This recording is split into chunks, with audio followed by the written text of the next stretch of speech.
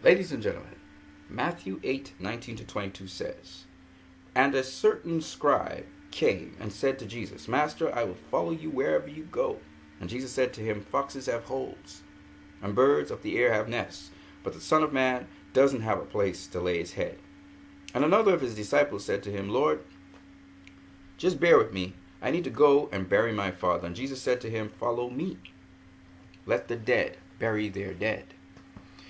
And there are two things I just want to point out. The first one is that the first guy, he's praising up Jesus and everything. And he's talking about the lengths to which he will go. I remember Peter actually in the Bible saying, "Lord, I will go with you even unto death." And then he went and betrayed him, right? So this guy, he's also giving that kind of pledge to Jesus. And Jesus is like, well, guess what? With me, there isn't the stability you have right now. You have to let go of that. Because I don't even have a place to lay my head. I don't have any guaranteed place. And in truth, Jesus, sometimes he stayed at certain people's houses, but for the most part, he was in the wilderness most of the time. Or he was up in, what we call the Mount of Olives, up in a mountain somewhere. He didn't live most of his life in houses. And the second thing people don't know is, Jesus didn't eat 3 square meals every day. That wasn't guaranteed with Jesus. He helped a lot of people, did a lot of things. A lot of people, because he helped them, they would try to invite him to his homes, give him meals, whatever. But Jesus, for the most part, lived a very, what some people call an unstable, unsecure life. Which is why he said what he said to the guy, so he would understand what he was getting himself involved in. And the life of love is very much like that. Life, there are all kinds of things can happen to you. In life, bad things happen, good things happen, bad things happen to people you love, and so on, but it goes on. And you have to make a choice. The one thing you can make that is constant, you can make this choice. To abide in a life of love. As Jesus did. And it's very easy.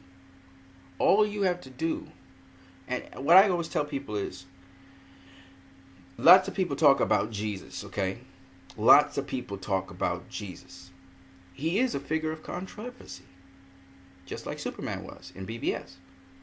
Some people feel he's not a hero. Some people feel he's fake. Some people think he's made up. Whatever. I don't care. But the one thing I ask of everyone is to find out for yourself by picking up a Bible and going and reading what Jesus actually said. Everything Jesus says is counterintuitive to what general people in this world will give you advice about. They'll tell you, go get a savings account. Build up security. Make sure that you have money, a lot of money. Make sure you find a good job so that you're looked upon in society as respectable. They'll tell you all these things.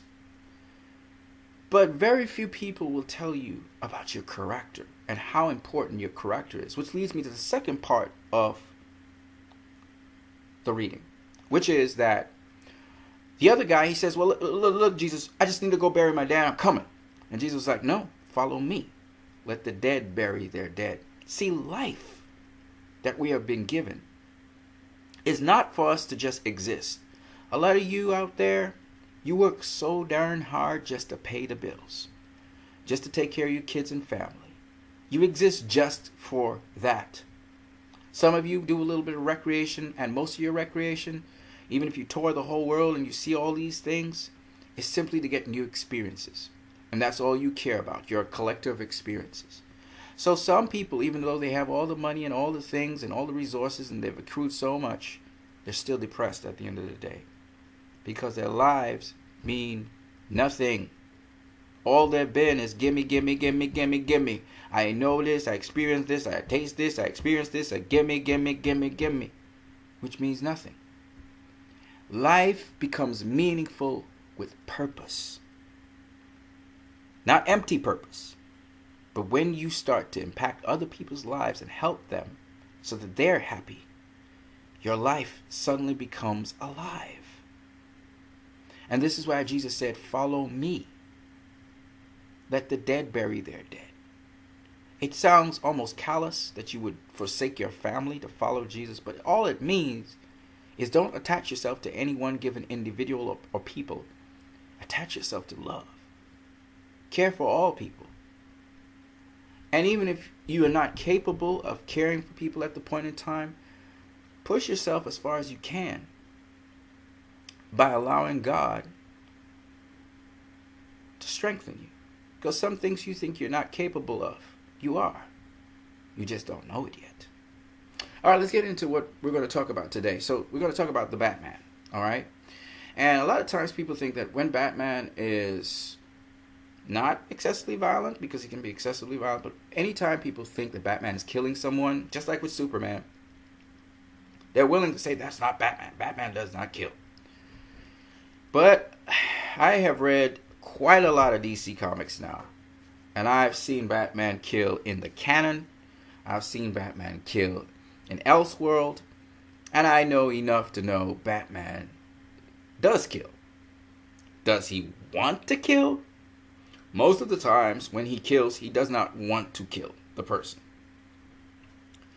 There are many occasions where he wanted to kill someone, but he didn't end up killing them. And there are very rare occasions, but there are, in Elseworld especially, where he wanted to kill that person and he killed him.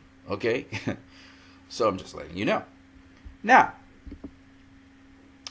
most of the time, and usually these are Marvel fans, the people talk about if Batman kills, he's just like the Punisher. And this statement is both wrong and it is also both annoying to me. It's wrong and it's annoying. As you can see, the Punisher has a big skull on his clothing. There is a reason he's called the Punisher. And Batman is called the Batman. But let's go into the lore. Here are the things that are similar about them both. They're both outlaws and vigilantes.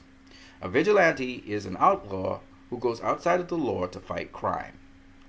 An outlaw is someone who operates outside the law. They can be all kinds of things, okay? And that phrasing came from the Wild Wild West, but it also came from before that. So in the 1800s, there was a writer named William Pyle, who was an American writer, who wrote about a story in Sherwood Forest, Nottingham, England, about an outlaw named Robin Hood. Here we see a wanted poster for him. Proclamation: the vandal, robber, and outlaw Robin of the Hood, wanted dead or alive by order of the crown. The outlaw known as Robin Hood is to be considered an enemy of the crown, and hefty bounties offered to any peasant who can provide information as to his whereabouts that leads to his arrest and eventual execution. They want to kill him. And the crown issued this. Now, what's interesting about this is this outlaw is not a vigilante. However, Robin Hood, while he was a thief, existed in a world at the time where justice was unfair and perverted. And you will notice that in the case of all of these vigilantes or outlaws that we are about to talk about, justice was perverted to the extent where you couldn't get proper justice, and people had to work outside of the law to get justice. That wasn't the same for guys like Billy the Kid, etc., who were outlaws as well. But we're just talking right now about the given characters: Punisher, Batman, Robin Hood.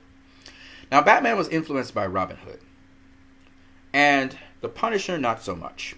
Okay? Robin Hood was all about justice, but in a different kind of way. He actually did crimes, literally did crimes. He would steal from the rich to give to the poor, but Robin Hood did a number of other things. So here's Robin Hood here, and he's facing Little John in this case. And Robin Hood, when there was an unfair case where, for instance, William Stewart was about to be hanged, Robin Hood saved him.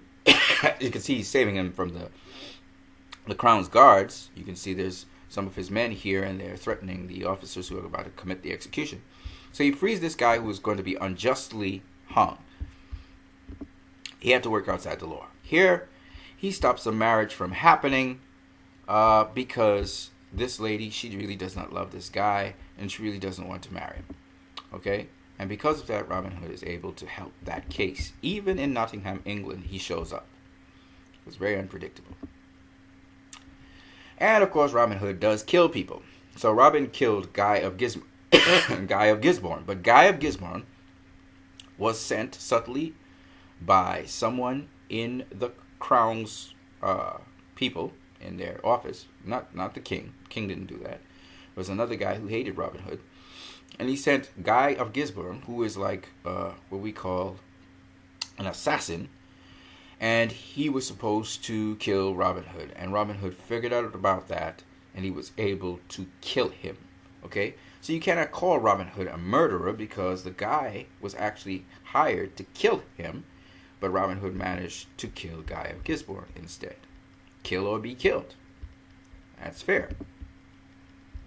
So you do not call Robin Hood a murderer, and neither do you call him a punisher.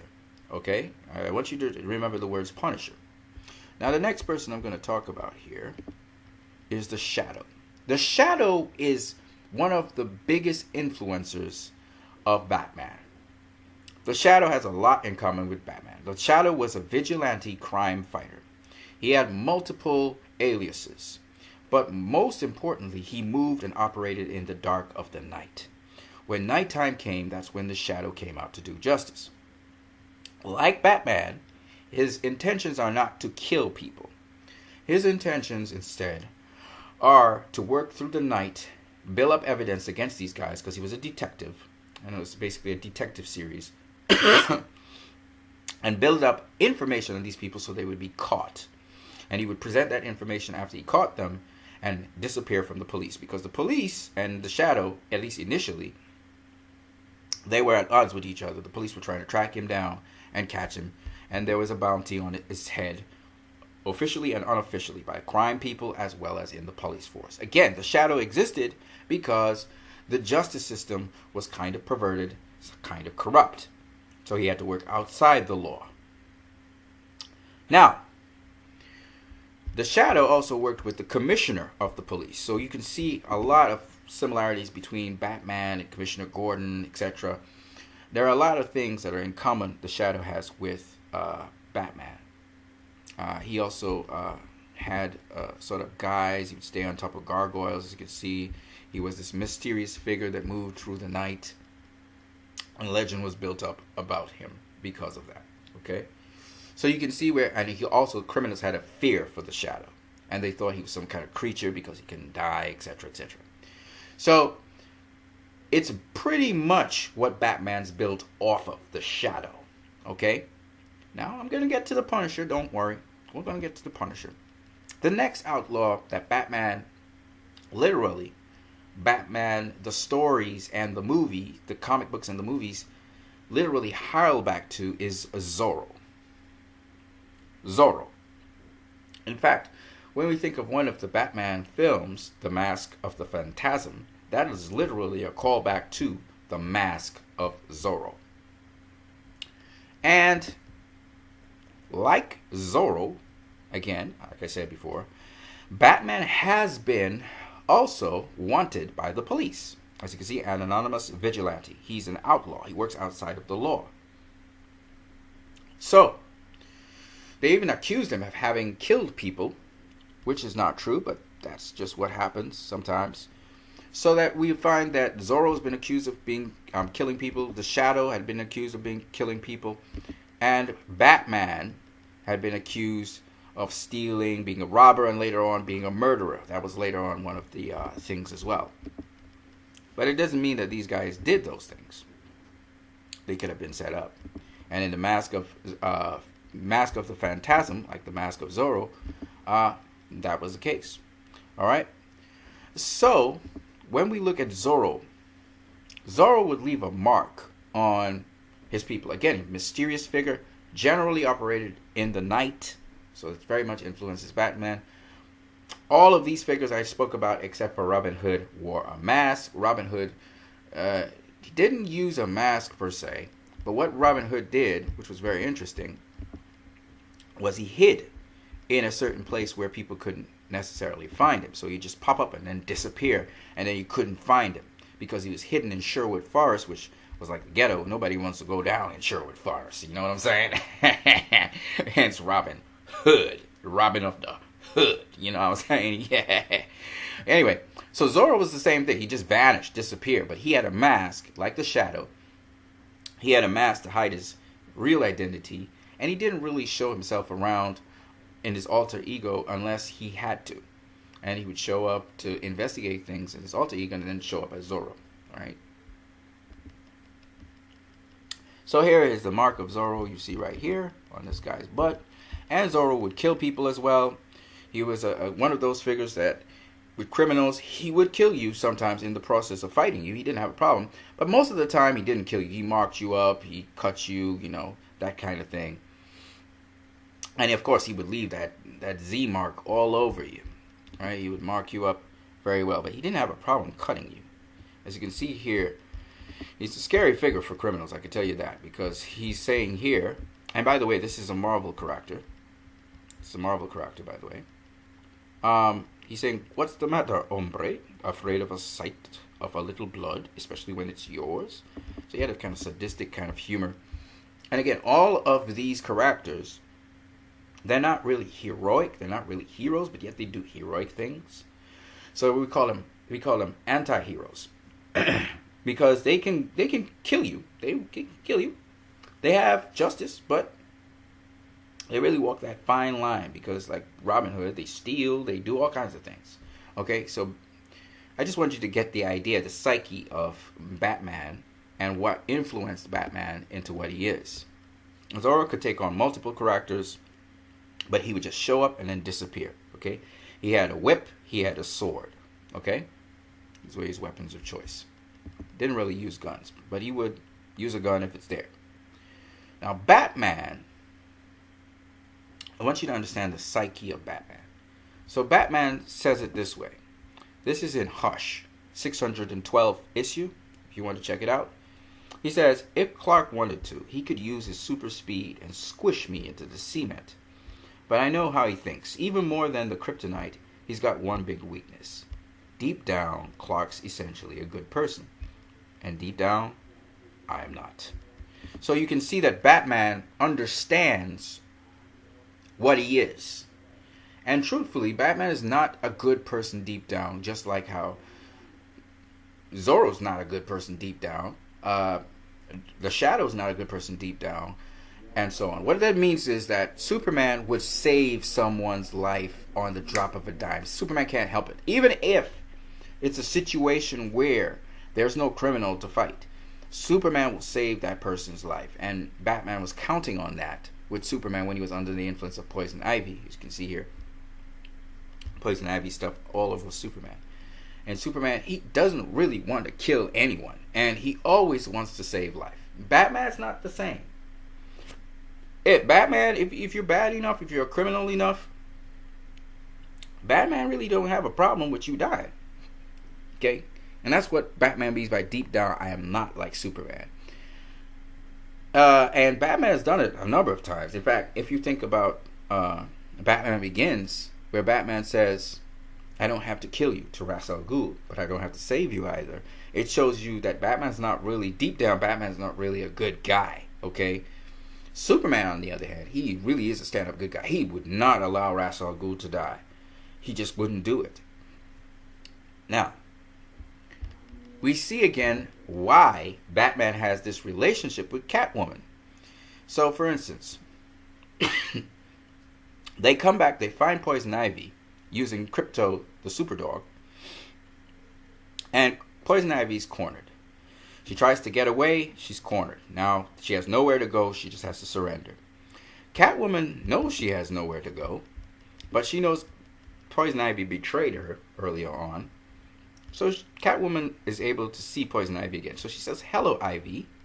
And then she says, "Goodbye." And she punches her and knocks her out. So Superman, realizing that Poison Ivy really couldn't do anyone anything and they were caught, she was caught anyway, said to Catwoman, "Was that really necessary?" And Catwoman and Batman answer the very same way, which is why Batman and Catwoman get along so well. They both say, yes. Catwoman has a lot more in common with Batman than heroes do. And that's why I told you Batman is not a superhero. He is an anti-hero. Catwoman will do whatever is in her best interest. She will side with villains. She will side with good people. It does not matter. She is the extreme version of what Batman could have been. Batman cuts the line on cutting any deals with villains, generally speaking.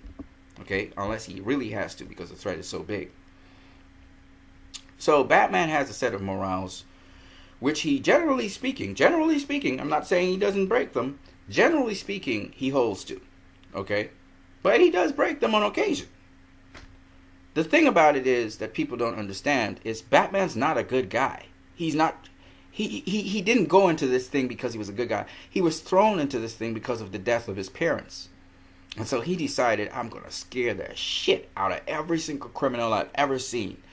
And he pledged that he would be the terror to criminals. That's what Batman wanted to be. He saw criminals as a terror to the average person. He said, no, I'll be that terror to criminals. So that's the whole, and he made this vow to his parents after they died. So that's why Batman is what he is. He's not what he is because he's deep down a nice person. No. He decides the criminals must feel what I felt with the death of my parents. And not only that, they must stay alive. I don't want them to die. Dying is too easy. And if some of them want to change their ways and repent, fine. But I don't want any more criminals to do what they did, what was done to my mother. He's not so much about vengeance as he is about prohibition. Batman is about prohibition. And he will not relent. He will not change. He's all about the potential for a disaster or potential for something bad to happen. He wants that stopped. He's all about stopping these things from happening. So that's the psyche of Batman. Now, Adam West's Batman is a total perversion of that, and it's a skewing of it, but it appealed to people in the 60s, and it worked because of the cleverness of the writers and the people who were around it, but that is not really Batman. Adam West's Batman is not really Batman. The only thing they nab in that is the detective stuff. But it's part of lore now, so people can use it. But that's not Batman. If you look at the very first Batman comic, or even the first issue of Batman in Detective Comics, you will realize Batman is they describe him as a weird figure of the night who puts terror in the heart of criminals. That is what Batman is. Okay? Which is why would somebody dress up as a bat? Unless they're trying to scare people. They're trying to look like a vampire, right? And they wouldn't go dress up as a bat in the day. It'd look ridiculous. So they go in the night. He's a creature of the night. Batman does most of his stuff like the Shadow in the night. Like Zorro in the night. Like Robin Hood in the night. Even though Robin Hood does do things in the day. So Batman is what we call a vigilante outlaw. And the only reason Batman is relevant, and you can go ahead and read the comic, The Adventures, All-Star Batman and Robin, the Boy Wonder, okay? And basically, Frank Miller spells it out. If it wasn't that Gotham was so corrupt, Batman wouldn't be necessary because the police would be able to handle all these issues. But it's because Gotham is so corrupt that Batman is necessary. Otherwise, you would not need Batman. Okay? Batman becomes irrelevant if Gotham wasn't so corrupt. So that's the only reason. Zorro would be irrelevant if the place where he wasn't so corrupt. Robin Hood would be irrelevant. He'd be a pest. But the average person is happy these outlaws are there because they're doing things outside the law, yes, but they're doing things to catch people who have been a terror to them and bring some kind of balance and order to living, the citizens there. So that's why Batman's relevant. Catwoman, she can be a terror or she can be an asset. All right? So that's why Batman can hang up his cape if he's not needed anymore, which is why The Dark Knight Rises, Batman hangs up his cape because he's not needed anymore. In fact, he put away his cape in between The Dark Knight and The Dark Knight Rises. He wasn't around, and then he came back, and then he got hurt, and then he disappeared, and then he came back, right? So Batman is only going to be Batman as long as he's relevant. When he's not relevant anymore, he's committed, he's finished his pledge to his parents, for Gotham's sake, then he's done being Batman. Okay? Which leads now to the Justice League. Why would Batman be necessary for the Justice League? Well, they're extending the lore to say there are bigger threats to the world now. And Batman and company have to form the Justice League to deal with these bigger threats. So that's how we take Batman into the Justice League realm, which has never been done before. Nobody's ever explained why Batman needed to be in the Justice League in animation or live action. So that's what Zack Snyder and Company Limited are doing, okay? But you can see why Batman and Catwoman get along so well. Catwoman doesn't always like Batman. She tries to sometimes attack him and do things to him. But at the end of the day, they do have some similarities because they're both anti-heroes. Even though Batman is more walking the line of justice, whereas Catwoman, she is doing things ultimately in the end for justice sake, but she can side with just the worst people with the worst kind of criminal acts, and she doesn't care. She can switch sides on the drop of a dime, just like Harley Quinn. Now, the character Desperado. Desperado, if you guys ever read the comic or ever read the novel or you've ever watched the movie, Desperado has a whole different set of priorities. Desperado is like the angel of death on revenge. And the whole point behind Desperado is he lost just about everything he had, and he's coming for payback.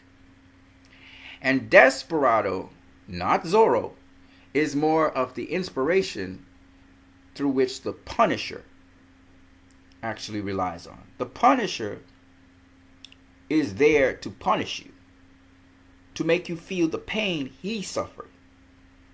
The Punisher almost died. He was burnt and so on. His family was murdered and everything. And he came for payback. And the Punisher now takes on himself to deal with cases where people are not getting the justice due to them, where horrendous acts have been done to them. And he is like the angel of death that is sent to avenge them. That is his purpose.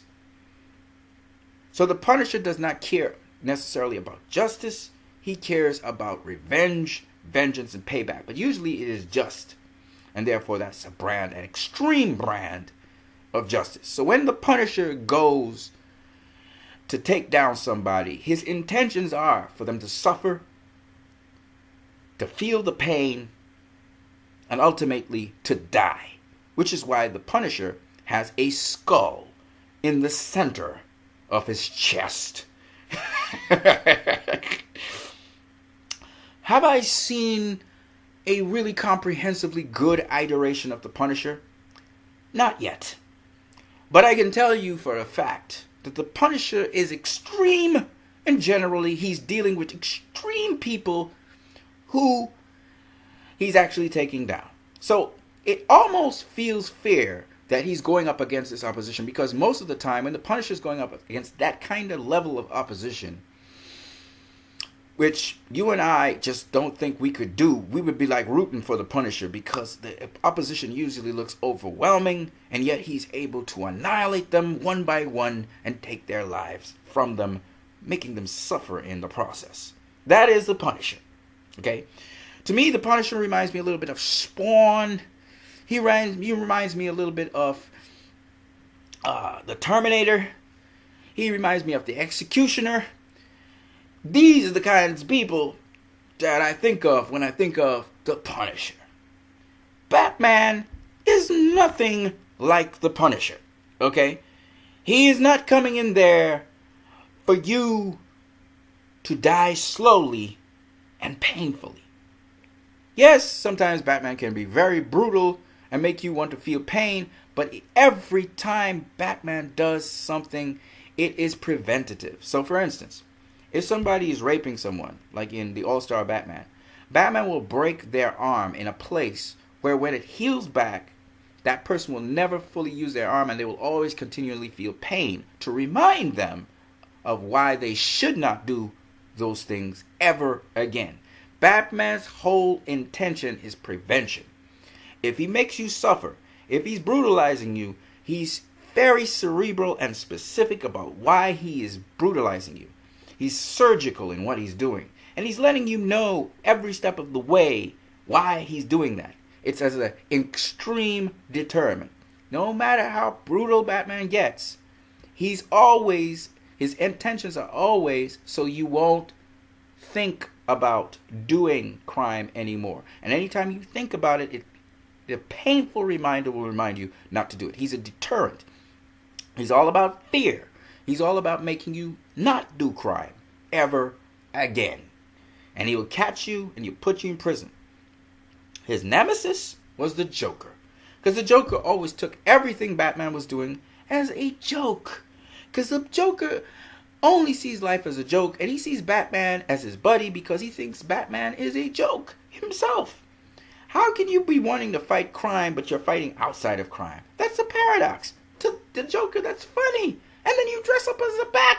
That means you're loony. You're not already mad. You're insane, but yet you don't want to go insane like me, the Joker. To the Joker, it is hilarious. It is a paradox. It is ludicrous. It's the height of insanity.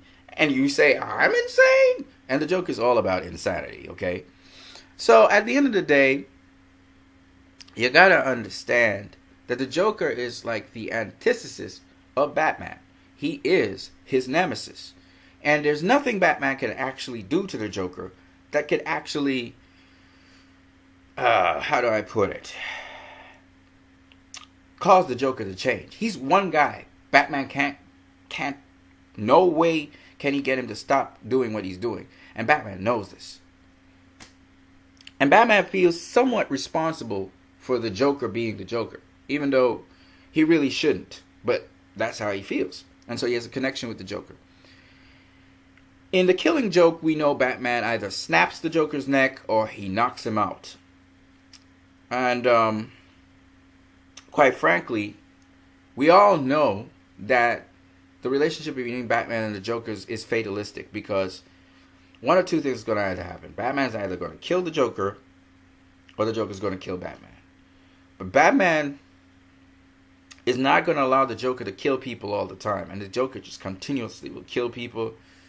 And so the relationship between Batman and the Joker tells us that Batman is not the Punisher. If it was the Punisher, he'd done already axed the Joker, and there'd be no Joker. He'd already axed all of the rogues gallery that Batman keeps on incarcerating. They break out. He incarcerates them. They break out. That would not happen. All of the Suicide Squad members we saw in the Suicide Squad, they wouldn't be around. Okay? So that's why I said, because the Punisher takes it personally. He's Mr. Vendetta. He's worse than V for Vendetta. He's like the executioner. He's like the dude that comes in and says, I don't need no money to do this. I'm just taking that dude out. He don't need no money. He don't need to get paid, you know. So Desperado is more like the Punisher, whereas Zorro is more like Batman. Of course, Batman has a very dark past, and he's much more of a depressed kind of character and very gruff. But the Punisher has crossed that boundary a long time ago. He's not about being depressed. He is just about taking out his vengeance where he sees the law hasn't done it. And he's extremely excessive. He's like the vigilante. Like if police were to go after somebody, you go after the Punisher. Except the police ain't want to go after the Punisher, because they know if they go after him, he's going to kill them too. Especially if they're corrupt. If they're not corrupt, he's not going to kill them, but he's going to send a message to them. Don't follow me. So that's the Punisher. The other thing that's interesting about the Punisher that people don't really talk about is the Punisher does not conceal his identity. This is because he's already been recorded as a dead man. He's been recorded as deceased. So he really does not give a flying crap about his identity anymore, because most people will say, but this guy's dead. So he doesn't worry about it. So he goes unmasked, folks, and he kills and then he disappears. And then he looks for another case and then he comes back and he executes extreme justice, okay, without any mercy. He's not merciful at all. If the Punisher's coming after you, you might as well pee your pants. You might as well get a will or something, sign a death warrant or something, or commit suicide, because he's not going to stop and he will get you, okay? Batman, on the other hand, is not that. He wears a mask. He hides his identity. He tries to scare people. You think Batman can scare the Punisher? Hell no. Punisher been dead already. So the Punisher, did nothing you can do to scare the Punisher. Okay? Do you understand what I'm saying? Alright, so I want you to understand the difference between Batman and the Punisher. Okay? They are different. So when people start saying, oh, Batman's like the Punisher and he's like the Punisher, I'm like, shut up. You don't know what the Punisher is. Why would you say that? You don't know what the Punisher is. You're talking about the Punisher, man. You're talking about the Punisher. Okay? On that note, you guys have a great one.